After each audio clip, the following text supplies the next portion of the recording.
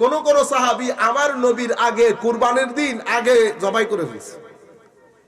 জবাই করে কি গুনাহ করছে? গুনার কাজ না তো, গুনার কাজ করে নাই। কাজ শুধু এতটুকুন করেছে, ইবাদতই ছিল, কিন্তু সেটা আমার নবীর আগে হয়ে গেছে।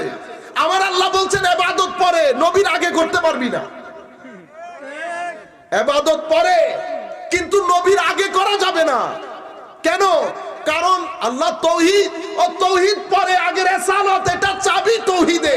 আগে চাবিরে রাজি কর, আগে চাবিকে রাজি কর। লা তুকদ্দিমু বাইনা ইয়াদা ইল্লাহি ওয়া রাসূলিহি।